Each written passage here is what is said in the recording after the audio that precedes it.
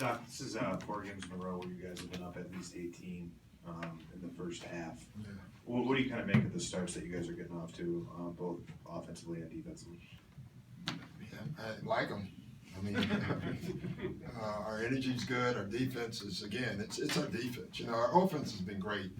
I mean, there was a point where we're scoring almost every time down, but I just think your defense really, it does two things. It kind of breaks the spirit on the other end on their defense because they can't score, so they're thinking about scoring, and so it's good. I mean, we just got to keep doing it, you know, and keep getting better at it. Can you talk about how much confidence you have in Brandon Bass to close out games? I have confidence in all our guys. They're all good. You know, it's a great team where when you have Brandon Bass and Alan Anderson and Paul Pierce, guys that you can go to, that's as good as it gets. Doc, back here, with the start you guys are off to and the way you're playing right now, does it remind you, this team remind you at all of anything you saw from those Boston teams you had with KG and Pierce and Ray Allen? Their spirit does. I actually told Scalabrine that today. I was talking to him, and I told him this group was the first group. They remind me of their that same like spirit. Like they're just playing.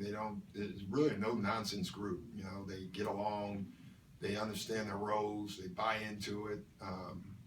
They can argue and laugh 2 minutes later. You know, it's just a good spirit.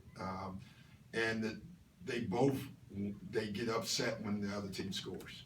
You know, the Boston group, you know, offensively with that, this is a really good offensive group here.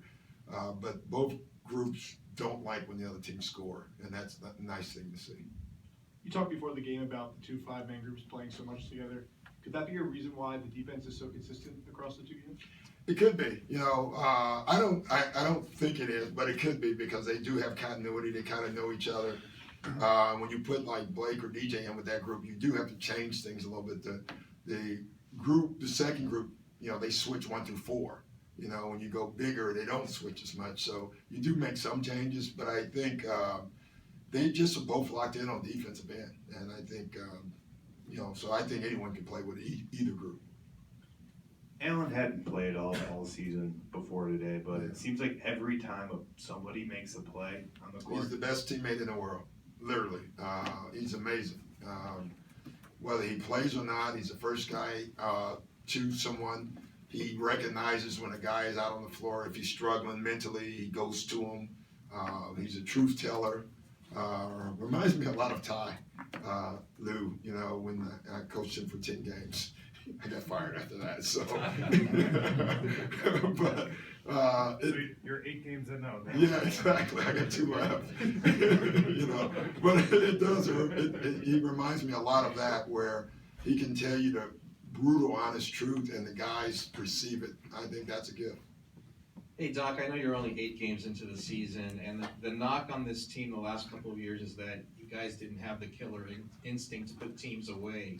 You're not going to do it every game, obviously, but it seems like you guys have the killer instinct early in games, and you're keeping your foot on the throttle.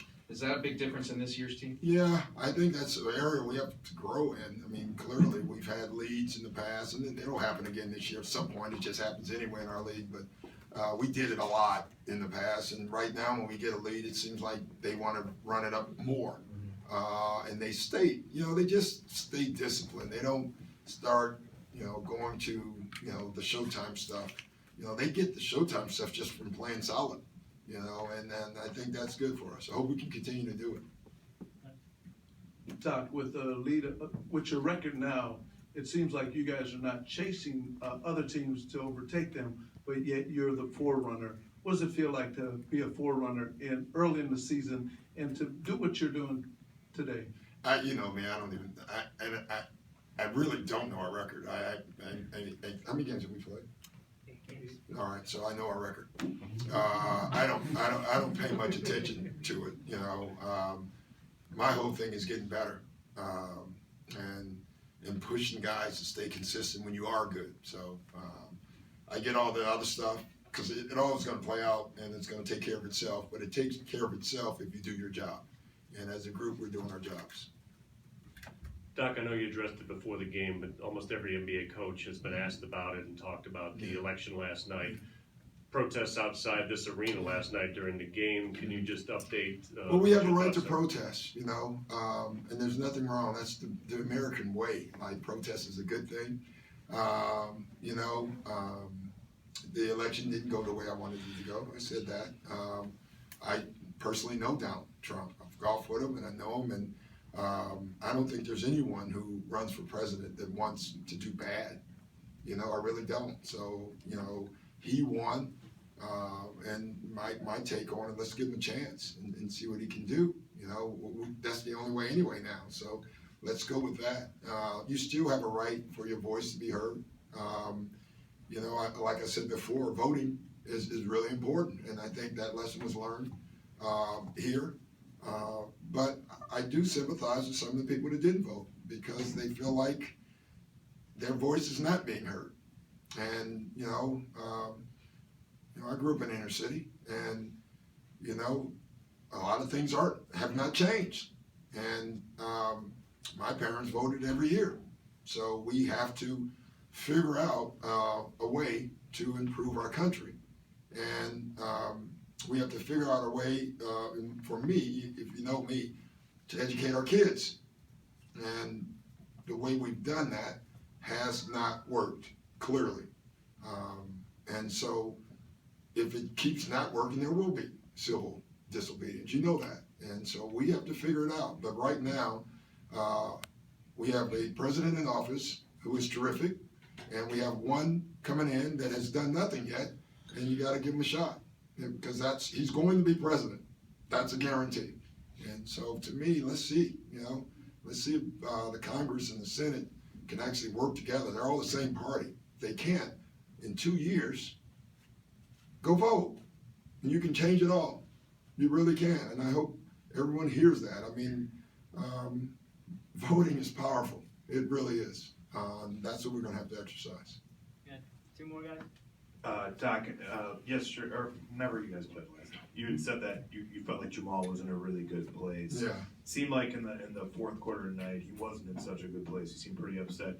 There was one play. It's called basketball. Yeah. He was just upset with the specific Yeah, play. he was upset with a play. Someone yelled that he should switch. He shouldn't have switched, and he was upset. Won't be the last. Doc, defensively, you said this was the second year that you kind of had this system. Yeah. Is there any difference too with Brendan O'Connor? Is he taking over the defense more so? Well, he didn't stand up as much as Lawrence, so I could see more of the game. That would be the difference. I missed the whole season last year. I heard it was a good season, but I didn't see it. No, Brendan is. They're very similar. Brendan's been with me since I've been here, so him and Ty Lue were together. They ran the defense, and then Lawrence and Brendan ran the defense. Now it's Brendan's turn, and so it's good. And what's good for Brendan, he was the one who suggested the change in the pick and roll last year, even though it was Lawrence's, running it. It was Brendan's suggestion, so I think it served them well. Any guys back here? Yeah, we got one back here.